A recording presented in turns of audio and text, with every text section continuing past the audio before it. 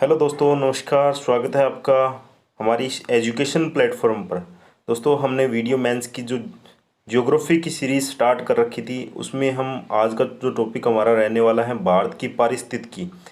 India जो ecology है उसका एक टॉपिक मेंशन किया हुआ है सिलेबस के अंदर, स्पेशल मेंशन है। पिछले जो वीडियो का प्री हुआ था उसमें भी 1 से 2 क्वेश्चन पूछे गए थे परिस्थिति से, तो अब की बार भी चांसेस बनते हैं कि जो परिस्थिति है उससे जो है क्वेश्चन बने। आपकी तैयारी कैसी चल रही है? आई होप वीडियो मेंस की तैयारी भी आपकी बहुत अच्छी चल रही होगी, आपने प्रैक्टिस भी की होगी। जो नए टॉपिक हैं उनकी हम चर्चा कर रहे थे, ठीक है। 4-5 जो टॉपिक की चर्चा हमने कर ली है, नए टॉपिक्स की, बढ़िया बढ़िया टॉपिक हमने कवर करवा दिए हैं आपको। और आगे भी जो है 5 से 10 क्लासों के अंदर हमारे जो है पूरा का पूरा नया जो टॉपिक कवर हो जाएगा। दोस्तों, आप जो है कंटिन्यू चैनल पर बने रहिएगा और कंटिन्यू जो क्लासें आ रही हैं उनको रेगुलर लेते रहिएगा, ताकि आपको जो है आसानी से, जो आसान भाषा में हम समझा रहे हैं आपको छोटी छोटी वीडियो के अंदर, वो आपको समझ आ सके, आपके लिए जो परीक्षा में हेल्पफुल हो सके और जो आपके क्वेश्चन हैं वो एकदम राइट हो सके, ठीक है। आज की जो क्लास में हम बात करने वाले हैं जो इंडिया की जो परिस्थितिकी है, इंडिया की परिस्थितिकी है, उसके बारे में हम चर्चा करेंगे। इंडिया इकोलॉजी है, ठीक है। तो चलते हैं आज की क्लास में। सबसे पहले बात कर लेते हैं जो पारिस्थितिकी है, इकोलॉजी है, उसकी बात करते हैं। पारिस्थितिकी से पहले अगर हम बात करें, पारिस्थितिकी से पहले हमें समझना होगा कि पर्यावरण क्या होता है, क्योंकि जो पारिस्थितिकी है वो एक पर्यावरण में ही बना एक तंत्र होता है, यानी एक जाल सा होता है। पारिस्थितिकी की बात करें तो जो पर्यावरण के अंदर जैविक और अजैविक घटक होते हैं, उनके द्वारा जो पर्यावरण का परिदृश्य निर्मित होता है। वैसे हम सीधी सी सरल भाषा में बात करें, जो हमारे चारों ओर जो जैविक यानी जो जीवित हैं या अजैविक जो निर्जीव हैं, उन दोनों के द्वारा निर्मित जो भी हमारे चारों ओर हमें दिखाई देता है वो क्या होता है दोस्तों? पर्यावरण होता है, ठीक है। नेक्स्ट है पारिस्थितिकी। पारिस्थितिकी की बात करें तो जैविक और अजैविक, अजैविक का मतलब है यहाँ पे भौतिक वातावरण से, ठीक है। जैविक और अजैविक के बीच जो अंतर संबंध होता है, जो उनका जाल होता है, इन दोनों से मिलकर जो जाल बना होता है, जैविक यानी जीव और भौतिक वातावरण जहाँ पे वायुमंडल है वो सारा भौतिक वातावरण, उन दोनों में जो संबंध होता है वो क्या है? पारिस्थितिकी के अंदर आता है, ठीक है। अब बात कर लेते हैं जो पारिस्थितिकी है, जो हमारी पारिस्थितिकी है उसके अवयव या, ठीक है, जो घटक, अवयव या फिर जो घटक की कौन कौन से हैं। तो सबसे पहले बात करते हैं हम जैविक घटक की बात कर लेते हैं। तो जैविक घटक और जो अजैविक घटक जो पारिस्थितिकी हैं उसके 2 घटक हैं, ठीक है। पारिस्थितिकी के टोटल 2 घटक हैं, कौन कौन से? एक तो है जैविक है और एक है अजैविक है। जैविक की बात करें तो जैविक के अंदर उत्पादक आता है, उपभोक्ता आता है और अपघटक आता है। उत्पादक जो प्राथमिक श्रेणी के अंदर आते हैं, यानी सबसे पहले जो खुद अपना भोजन बनाते हैं, जो खुद अपना भोजन बनाते हैं वो उत्पादक होते हैं। उपभोक्ता, उपभोक्ता क्या करते हैं? जो उत्पादक होते हैं उन पर निर्भर रहते हैं। जो अपघटक होते हैं वो क्या करते हैं? जो सड़े गले या फिर मृत जो जीव हैं उन पर अपना जीवन निर्वाह करते हैं, अपघटक कहलाते हैं। अजैविक घटक की बात करें तो अजैविक घटक 2 प्रकार के होते हैं, एक तो होता है जलवायु कारक और एक होता है मृदा का कारक। जलवायु कारक में क्या होता है? जलवायु में वर्षा है, ऊर्जा है, पवन और तापमान, ये सारी की सारी क्या है? अजैविक घटक के जलवायु कारक हैं। और जो दूसरे हैं मृदा कारक, मृदा कारक में मृदा है, खनिज हैं, लवण हैं और जो स्थलाकृति होती हैं, उच्चावच जो होता है, जब पहाड़ हैं, समतल हैं, मैदान हैं, इस प्रकार से जो होते हैं वो स्थलाकृति होती हैं, ठीक है। उन सभी में जो मृदा का कारक है ये आते हैं। नेक्स्ट बात करिए अगर हम संक्रमिका, इक्कोटोन, संक्रमिका क्या होता है तो बात कर लेते हैं संक्रमिका की, इक्कोटोन की। तो इक्कोटोन क्या होता है? 2 से अधिक समुदायों के बीच में जो संक्रमण क्षेत्र होता है, 2 या 2 से अधिक जो समुदाय होते हैं उनके बीच जो संक्रमण क्षेत्र होता है वो क्या कहलाता है? इक्कोटोन कहलाता है, संक्रमणिका कहलाता है। जैसे कि मान लो स्थल पारिस्थितिकी तंत्र हैं, यानी स्थल मंडल में जो पारिस्थितिकी तंत्र हैं और जो समुद्र का पारिस्थितिकी तंत्र है, उनके मध्य जो संक्रमण क्षेत्र होता है, जैसे मैग्रोव होता है, समुद्र और स्थल के बीच में मैग्रोव होता है, तो क्या है वो, क्या है, संक्रमणिका कहलाता है, इकोटोन कहलाता है दोस्तों। ठीक है। नेक्स्ट है निकेत। निकेत क्या होता है, प्रत्येक प्रजाति का क्रियात्मक समूह है वो निकेत कहलाता है, यानी कोई भी प्रजाति है वो किस क्षेत्र में कार्यरत है, जो उसका कार्यरत यानी कार्य करने वाला क्षेत्र है, क्रियात्मक क्षेत्र है, वो निकेत के अंदर आता है, उसे निकेत कहते हैं। ठीक है। कि नहीं, दो प्रजातियों का समान निकेत नहीं होता, मतलब कि दो प्रजातियां हैं तो उनका कार्य क्षेत्र भी अलग अलग होगा। जैसे कोई क्या है, मांसाहारी होते हैं, कोई सर्वाहारी होते हैं। ठीक है। इस प्रकार से उनका क्षेत्र भी अलग अलग होगा। निकेत के प्रकार, निकेत के प्रकार की बात करें तो आवास निकेत हैं, खाद्यान्न निकेत हैं, भौतिक निकेत हैं, रासायनिक निकेत हैं। इस प्रकार से निकेत अलग अलग प्रकार के होते हैं। नेक्स्ट बात करिए अगर हम, नेक्स्ट है वो है बायोम।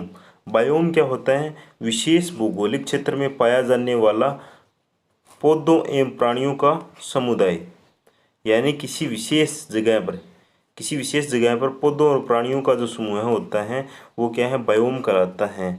ठीक है। नेक्स्ट नेक्स्ट है एक पॉइंट है अनुकूलन। अनुकूलन क्या होता है, अनुकूलन होता है जीवों की वह विशेषता जिससे जीव पर्यावरण से सामंजस्य स्थापित करता है। यानी अनुकूलन, जैसे कोई जीव है गर्मी में रहना पसंद करता है तो वो गर्मी के साथ सामंजस्य स्थापित कर लेता है, तो यानी वो गर्मी के प्रति क्या होता है, अनुकूलन स्थिति बना लेता है अपनी। ठीक है। अनुकूलन जो है अलग अलग प्रकार के होते हैं, कौन कौन से हैं बात कर लेते हैं हम। पहला जो अनुकूलन है वो है संरचनात्मक अनुकूलन। पहला जो अनुकूलन है वो है संरचनात्मक अनुकूलन। संरचनात्मक की बात करें तो मृस्थलीय पौधों की जो पत्तियां हैं छोटी हो जाती है, मृस्थलीय पौधों की पत्तियां हैं वो छोटी हो जाती हैं और तने गुद्देदार हो जाते हैं। ये क्या है, संरचनात्मक अनुकूलन का उदाहरण है। नेक्स्ट है शारीरिक अनुकूलन। शारीरिक अनुकूलन की बात करें तो ऊष्मा क्षति कम हो, इसलिए क्या है, ठंडे क्षेत्रों में स्तनधारी जो होते हैं उनके कान छोटे हो जाते हैं। ठीक है। शारीरिक अनुकूलन के अंदर अगर ऊंचाई पर जाते हैं तो O2 लेने के लिए आरबीसी में वृद्धि हो जाती है, यानी जो ऊंचाई पर व्यक्ति रहते हैं उनकी आरबीसी में वृद्धि होती है, वहाँ पे ऊंचाई पर ऑक्सीजन कम होती है तो ऑक्सीजन उनको लेने के लिए आरबीसी में वृद्धि ऑटोमेटिकली हो जाती है शरीर द्वारा। नेक्स्ट है जैव रासायनिक अनुकूलन। जैव रासायनिक अनुकूलन की बात करें, अकशेरुकी जीव समुद्र में अधिक गहराई पर जा सकते हैं।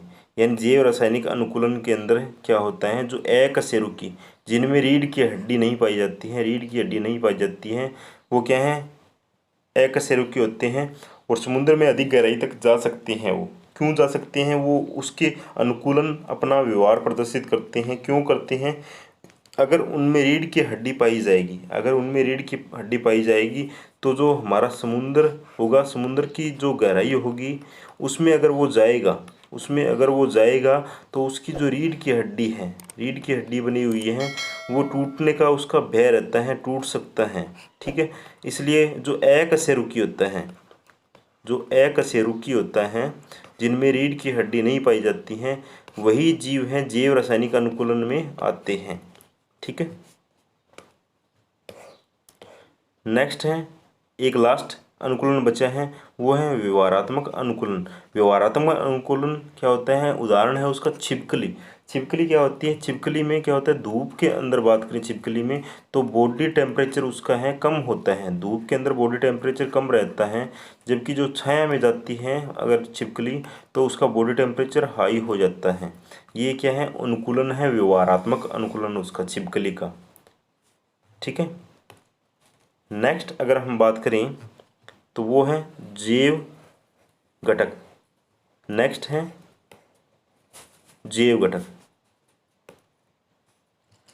जैव घटक क्या होते हैं, जैव घटक कितने प्रकार के होते हैं, तो जैव घटक 3 प्रकार के होते हैं पारिस्थितिकी के अंदर। जैव घटक 3 प्रकार के होते हैं। एक तो होता है उत्पादक, एक होता है उपभोक्ता, और जो एक होता है वो होता है अपघटक, जिनकी हमने पहले चर्चा की है। उत्पादक क्या होता है? जो भोजन का निर्माण स्वयं करते हैं, जो भोजन का निर्माण स्वयं करते हैं। जैसे एग्जाम्पल के तौर पर देखें तो पेड़ पौधे हैं, लाइकेन है, शैवाल हैं। पेड़ पौधे जो स्थलमंडल में पाए जाते हैं, लाइकन और शैवाल हैं वो समुद्र यानी जल भाग में पाए जाते हैं, समुद्र वगैरह में। ठीक है। उपभोक्ता की बात करें, उपभोक्ता की बात करें तो भोजन के लिए उत्पादक यानी जो उत्पादक होता है उस पर निर्भर करते हैं। उदाहरण के लिए जो है प्राथमिक और द्वितीय स्तर के उपभोक्ता अलग अलग टाइप से होते हैं। इसमें क्या आते हैं? उपभोक्ता के अंदर शाकाहारी भी आते हैं, मांसाहारी भी आते हैं और सर्वाहारी भी आ जाते हैं। ये सारे उपभोक्ता के अंदर आते हैं। अपघटक की बात करें तो अपघटक के अंदर भोजन के लिए जो है अपघटक मृत या जीवित जीवों पर जीवित जीवों के अवशिष्ट पर निर्भर करता है। यानी भोजन के लिए जो अपघटक होता है, जैसे कोई पशु पक्षी मर जाए या फिर पेड़ पौधा जो है सड़ जाए या गल जाए, तो उनको है अपघटक के द्वारा वो क्या है मिट्टी में मिल जाते हैं। ठीक है। नेक्स्ट बात करिए अगर हम चारण खाद्य श्रृंखला, चारण खाद्य श्रृंखला की बात करें तो चारण खाद्य श्रृंखला क्या होती है? इसमें क्या होता है? जो खाद्य श्रृंखला जिसमें प्राथमिक ऊर्जा स्रोत के रूप में सूर्य जो काम करता है, प्राथमिक ऊर्जा स्रोत के रूप में सूर्य जिसमें होता है, वो क्या होता है? जो चारण खाद्य श्रृंखला आती है, इसमें मेन रूप से उत्पादक जो भी होते हैं वो आते हैं। अगर बात करें अपरदक खाद्य श्रृंखला, अपरदक खाद्य श्रृंखला की बात करें तो मृत कार्बनिक पदार्थों से शुरू होती हैं। जैसे कि जो अपघटक होते हैं वो मृत कार्बनिक पदार्थों से ही शुरू करते हैं। नेक्स्ट बात कर लेते हैं हम जो पारिस्थितिकी के अंदर जो खाद्य श्रृंखला होती है, पारिस्थितिकी के अंदर खाद्य श्रृंखला होती है उसकी बात कर लेते हैं।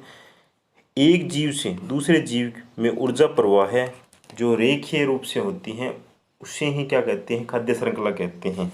जिस प्रकार से जैसे मान लो जो पेड़ पौधे हैं, ठीक है, जो पेड़ पौधे हैं उन पर क्या करते हैं? सूर्य का जो प्रकाश आता है, पेड़ पौधों पर जो सूर्य होता है उसका प्रकाश आता है,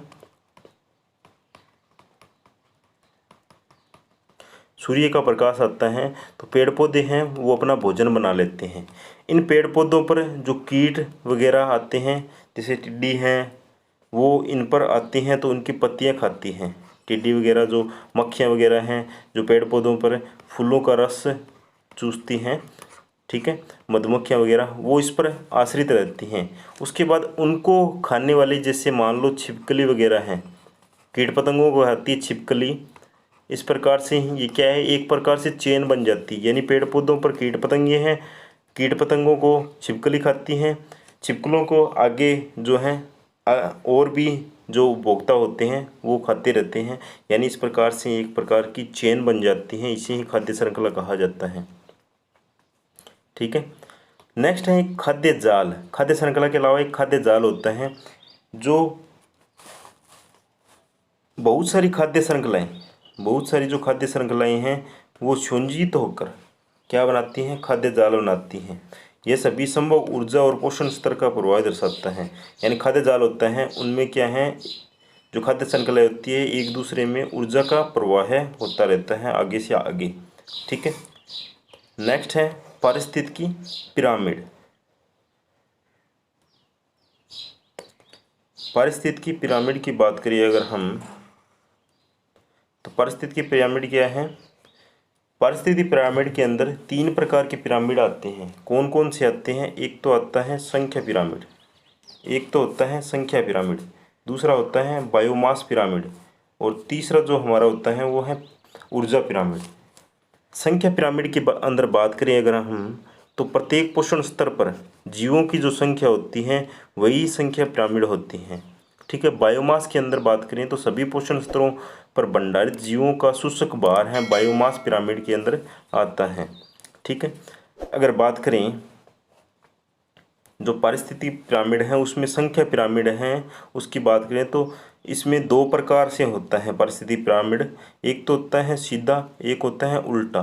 सीधा की बात करें तो निम्न पोषण स्तर से उच्च पोषण स्तर पर अगर जीव संख्या का निर्धारण होता है तो वो क्या होता है, सीधा जो उसका पिरामिड बनता है। जैसे कि जलीय पारितंत्र है, जैसे जलीय पारितंत्र है उसमें क्या है, जो जलीय पारितंत्र होता है पारिस्थितिकी तंत्र, उसमें क्या है, पिरामिड सीधा होता है, इस प्रकार से होता है। क्यों? क्योंकि जो समुद्र होता है, जो समुद्र या फिर पानी तालाब वगैरह जो भी होता है, उसके अंदर जो उसका तल होता है वहाँ पे लाइकेन शैवाल वगैरह पाए जाते हैं। लाइकेन शैवाल, उन पर जो है मछलियाँ वगैरह, छोटी मछलियाँ वगैरह अपना जीवन निर्वाह करती हैं। उन छोटी मछलियों को बड़ी मछलियाँ खा जाती हैं। बड़ी मछलियों को जो समुद्र में अन्य जीव रहते हैं, मगरमच्छ वगैरह, वो उनको खाते हैं। इस प्रकार से क्या है, जो सबसे पहले सबसे ज़्यादा क्या होगी, जो लाइकेन शैवाल जो है वो इसके अंदर समुद्र वगैरह या पानी जल के अंदर वो सबसे ज़्यादा होगी। फिर उसको खाने वाली छोटी मछलियाँ उनसे कम होगी, छोटी मछलियाँ, छोटी छोटी मछलियाँ। फिर उसके बाद में उनको खाने वाली बड़ी मछलियाँ भी उनसे कम होगी। फिर उनको खाने वाले बड़े जीव जो हैं मगरमच्छ वगैरह वो कम होंगे। यानी ये एक प्रकार से इस प्रकार का त्रिभुज बन जाएगा, सीधा त्रिभुज बन जाएगा। ठीक है, ये जलीय पिरामिड के अंदर सीधा होता है। ठीक है, अगर बात करें उल्टा पिरामिड, उल्टा पिरामिड, संख्या पिरामिड उल्टा, जैसे पेड़ का पारितंत्र है। जैसे मान लो एक कोई पेड़ है, ठीक है, एक कोई पेड़ है, उस पर क्या है, कोई कीट पतंगा अपना जीवन निर्वाह कर रहा है। उस कीट पतंगे को जो अन्य बड़े जीव हैं जैसे छिपकली वगैरह उनको खा रही है। उन छिपकली वगैरह को जैसे कोई अन्य जीव खा रहा है। ठीक है, तो ये क्या है, एक प्रकार से जैसे बड़ा तंत्र है, सबसे पहले एक छोटा तंत्र है। छोटे तंत्र पर क्या है, बहुत सारे कीट पतंगे आएंगे। ठीक है, बहुत सारे कीट पतंगे आएंगे। फिर उन बहुत सारे कीट पतंगों को खाने के लिए उनसे ऊपर वाले स्तर पर बहुत सारे जीव आएंगे। फिर उनसे ऊपर वाले उनको खाने के लिए बहुत सारे जीव आएंगे। यानी इस प्रकार से ये उल्टा पिरामिड बन जाता है। यानी एक ही पेड़ पर बहुत सारे जीव हैं अपना जीवन निर्वाह कर रहे हैं, तो ये उल्टा पिरामिड इस प्रकार से बन जाएगा। नेक्स्ट जो बायोमास पिरामिड है, जो बायोमास पिरामिड है हमारा, वो क्या है, सीधा भी होता है उल्टा भी होता है। सीधा है वो स्थलीय जो पारिस्थितिकी तंत्र होता है उसमें होता है, और जलीय परितंत्र में उल्टा होता है। ठीक है, नेक्स्ट है ऊर्जा पिरामिड। ऊर्जा पिरामिड की बात करें तो ये एक ही टाइप का होता है, हमेशा सीधा होता है। एक स्तर से दूसरे स्तर पर जाने पर ऊर्जा का ह्रास होता है। ठीक है, एक स्तर से जाने पर दूसरे स्तर जो है ऊर्जा का ह्रास होता है। नेक्स्ट है जैविक अन्योन्य क्रियाएं। जैविक अन्योन्य क्रियाएं हैं वो एक परिस्थिति तंत्र में ही संभव है। ठीक है, क्योंकि जो खाद्य श्रृंखला या खाद्य जाल होता है उसमें ही क्या है, जीवों की जो क्रियाएं होती है आपस में। जैसे कि पहला जो जैविक अन्योन्य क्रियाएं हैं वो है, पहला जो है वो है सहजीविता। पहला की बात करें तो वो है सहजीविता। सहजीविता में जो पहला दो, जैसे मान लो कोई जीव हैं तो पहले को अगर लाभ हो रहा है सहजीविता में तो दूसरे को भी लाभ होगा। सहजीविता में पहले को भी लाभ होगा, दूसरे को भी लाभ होगा, यानी एक दूसरे पर निर्भर होंगे ये, फिर भी क्या होगा, एक दूसरे को लाभ होगा। जैसे कि लाइकेन और शैवाल आपस में भोजन बना के देते हैं ये दोनों। ठीक है, इसलिए इन दोनों को लाभ होता है। जो राइबोजियम पौधों की जड़ों में पाया जाता है। जैसे कि जो दलहनी फसलें होती हैं उनमें राइबोजियम जो जीवाणु पाया जाता है उनकी जड़ों में, तो वो नाइट्रोजन की मात्रा को बढ़ाता है ज़मीन के अंदर। उसी प्रकार वो पौधों को भी क्या है, इनकी मात्रा भी बढ़ती है और पौधों को भी ये लाभ पहुंचाते हैं। नेक्स्ट है स्पर्धा में बात करें तो हानि होती है स्पर्धा में दोनों ही पक्षों में। जैसे अगर शेर भूखा रहेगा तो चीता भी भूखा रहेगा। किस प्रकार से, जैसे कोई वन है, ठीक है, वन में अगर कोई शिकारी नहीं है, शिकार नहीं मिल रहा है, तो वो शेर को भी नहीं मिलेगा और चीता भी रह रहा है वहाँ पे तो चीता को भी नहीं मिलेगा, तो दोनों को ही हानि होगी।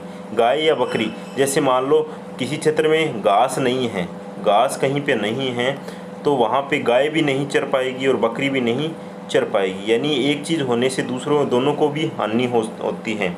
एक होता है परभक्षण, परभक्षण में एक को लाभ होता है तो दूसरे को हानि होती है।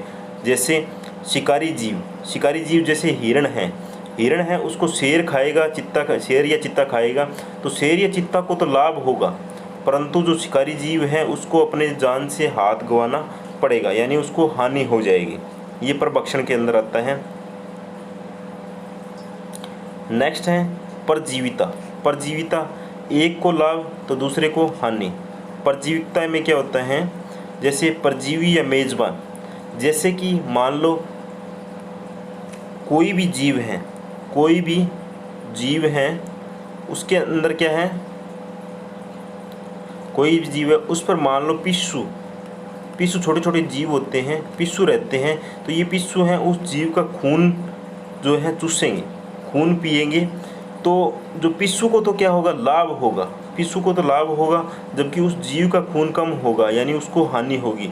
तो ये परजीविता होती है, यानी दूसरे जीव पर निर्भर। नेक्स्ट है वो है सहयोजिता,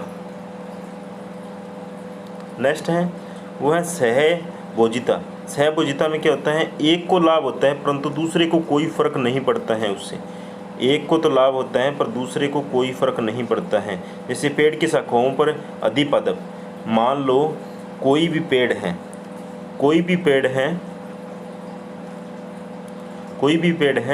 उस पर क्या है,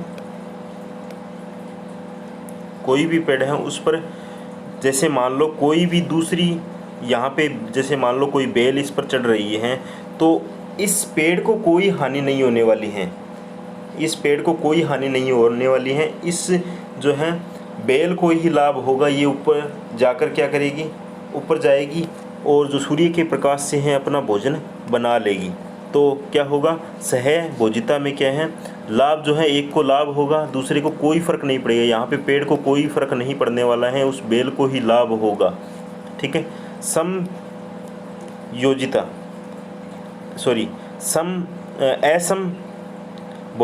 असमभोजिता में एक को हानि होती है, दूसरे को कोई फर्क नहीं पड़ता है। जैसे मान लो कोई बड़ा पेड़ है, कोई बड़ा पेड़ है, उस पर छोटे छोटे पेड़, उसके नीचे छोटे छोटे पेड़ जो उगे हुए हैं, तो इसकी छांव में इनको तो क्या है, सूर्य का प्रकाश नहीं मिलेगा, तो ये क्या है, यहाँ पे जीवित नहीं रहेंगे। ठीक है, और ये उसको कोई फर्क नहीं पड़ेगा, इसको हानि, छोटे वाले पौधों को हानि हो जाएगी और बड़े वाले को कोई नुकसान नहीं होगा इससे। ठीक है। एक है तटस्थता में क्या होता है, कोई फर्क नहीं होता, दोनों में कोई भी हानि या लाभ नहीं होता है। ये जो उदाहरण है इसके दुर्लभ पाए जाते हैं, यानी पाने इनके तो उदाहरण नहीं मिलते हैं। नेक्स्ट बात करें स्थलीय पारिस्थितिकी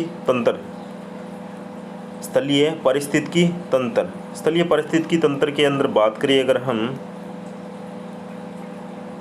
सबसे पहले टुंड्रा पारिस्थितिकी जो तंत्र है उसकी, और एक है वन पारिस्थितिकी तंत्र है, एक है इंपॉर्टेंट है ये सारी की सारी, एक है घास पारिस्थितिकी तंत्र है, एक जो है मरुस्थलीय पारिस्थितिकी जो तंत्र हैं। ये सारे के सारे इंपॉर्टेंट रहने वाले, यहाँ से क्वेश्चन आ सकता है, जो मिलाने वाले होते हैं, मिलान चिन्ह वाले, वो यहाँ से क्वेश्चन आ सकते हैं। ठीक है। जो टुंड्रा पारिस्थितिकी तंत्र है उसमें बात करें अगर हम, अल्पाइन श्रेणी पाई जाती है और आर्कटिक श्रेणी पाई जाती है। वन पारिस्थितिकी तंत्र है उसके अंदर शंकुधारी, समशीतोष्ण, उष्णकटिबंधीय जो पाए जाते हैं। इसके अंदर घास पारिस्थितिकी तंत्र है उसमें अगर बात करें तो जो अलग अलग क्षेत्र में अलग अलग घास के मैदान पाए जाते हैं जहाँ पे पारिस्थितिकी तंत्र पाया जाता है। जो सबसे पहले है सवाना जो है अफ्रीका में पाया जाता है, एक है कंपास है ब्राज़ील में पाया जाता है, प्रेयरी उत्तरी अमेरिका में पाया जाता है। ये क्वेश्चन बार बार रिपीट होता है इंडिया के एग्जाम्स के अंदर, रेलवे वगैरह में। पंपास ये भी इंपॉर्टेंट है, अर्जेंटीना में है, डाउन्स ऑस्ट्रेलिया के अंदर है, स्टेपी जो प्रकार है वो भारत, यूरोप और मध्य एशिया के अंदर पाया जाता है। ठीक है। मरुस्थलीय परिस्थिति तंत्र के अंदर है गर्म, तोषण और शीत, ये प्रकार है। और लद्दाख में शीत का, लद्दाख में ये परिस्थिति तंत्र पाया जाता है।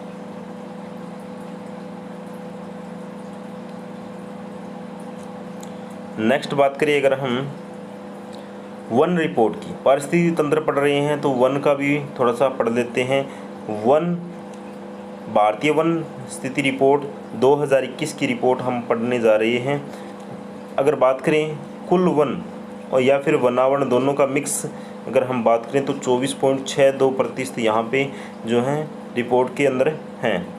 कुल वनावरण की बात करें, कुल वनावरण की तो 21.71% है, यानी यहाँ पे जो है वनावरण जो है वृद्धि हुई है पिछली रिपोर्ट की तुलना में। सर्वाधिक वन क्षेत्र की बात करें, सर्वाधिक वन क्षेत्र की बात करें तो सबसे पहले सर्वाधिक वन है वो मध्य प्रदेश में, उसके बाद में अरुणाचल में है, उसके बाद में छत्तीसगढ़ में सर्वाधिक वन हैं। सबसे ज़्यादा हैं वो आपने देख लिया होगा, मध्य प्रदेश में सबसे ज़्यादा हैं। ठीक है, वनावरण की बात करें, वनावरण में वृद्धि वाले, वनावरण में वृद्धि किन किन राज्यों में हुई है तो सबसे ज़्यादा वनावरण में वृद्धि आंध्र प्रदेश में, फिर तेलंगाना में और फिर उड़ीसा के अंदर हुई है।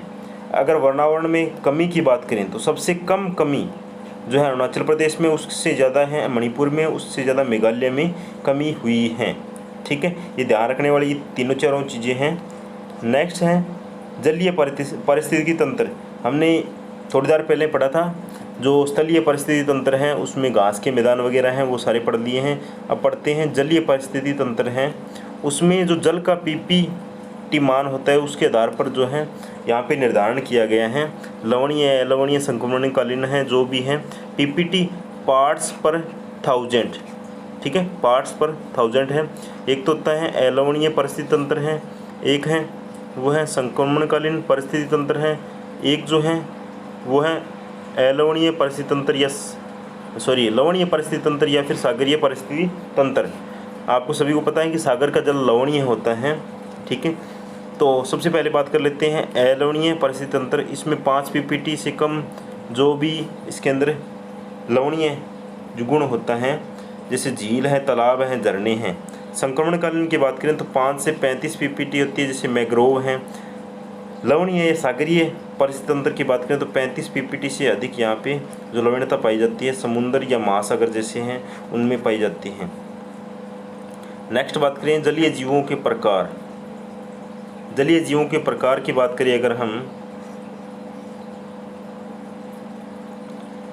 तो सबसे पहले हैं वो है न्यूस्टोन। न्यूस्टोन क्या है, तैरते हुए पौधे हैं उनको न्यूस्टोन कहा जाता है। नेक्स्ट है पेरीफाइटन। पेरीफाइटन की बात करें तने से जुड़े, जल में डूबे, तने से जुड़े हुए होते हैं और जल में डूबे रहते हैं, वो सेसाइल शैवाल कहलाते हैं। जैसे सेसाइल्स और शैवाल जो हैं इसके उदाहरण हैं पेरीफाइटन के। ठीक है, नेक्स्ट है प्लैंकटन। प्लैंकटन क्या होता है, संचलनशील जल में डूबे, यानी इधर उधर विचरण करते हैं, जल के अंदर डूबे हुए रहते हैं शैवाल जो हैं। ठीक है, नेप्टन। नेप्टन तैरने वाला, जल के नीचे विशाल जलीय जीव जो है नेप्टन की श्रेणी में आता है।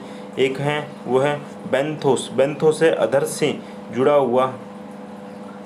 जल से नीचे, यानी जो जल स्तर होता है, जैसे यहाँ तक जल स्तर है तो यहाँ से जुड़ा रहता है और जल के अंदर अंदर रहता है, नीचे नीचे बाहर नहीं निकला रहता।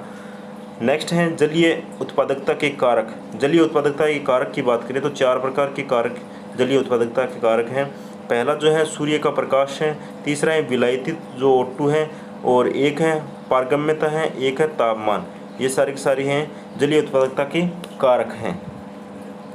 नेक्स्ट है एक लास्ट पॉइंट सुपोषण। सुपोषण क्या होता है, यूट्रोफिकेशन। यूट्रोफिकेशन क्या होता है, ये एक जल का तंत्र होता है, जल का ही तंत्र है। बिंदु स्रोत जैसे फैक्ट्री वगैरह हैं वो सुपोषण के अंदर आता है। अबिंदु स्रोत के अंदर हैं, खेतों का जल तालाब में जाता है वो क्या है, अबिंदु स्रोत के अंदर आता है। ये सारे के सारे सुपोषण हैं। ठीक है, बिंदु स्रोत में फैक्ट्री और अबिंदु स्रोत में खेतों का जल जो तालाब में इकट्ठा होता है वो अबिंदु स्रोत के अंदर आता है। तो दोस्तों आज हमने जो एक इम्पोर्टेंट पॉइंट जहाँ से क्वेश्चन आने की 100% संभावना है, 100% प्रोबेबिलिटी यहाँ से बनती है, हर एग्ज़ाम में अगर टॉपिक मेंशन किया हुआ होता है तो यहाँ से 100% जो है क्वेश्चंस आ जाते हैं, 100% क्वेश्चन यहाँ से आते हैं। पिछला जो वीडियो प्री एग्ज़ाम हुआ था उसमें आपने देखा होगा कि 1 से 2 क्वेश्चन यहाँ पर पूछे गए थे, ठीक है। पारिस्थितिकी जो तंत्र है उससे इम्पोर्टेंट जो पॉइंट ये रहने वाला है, आप इसका बार बार रिवीजन करिएगा, यहाँ से क्वेश्चन आने की संभावना 100% है, ठीक है।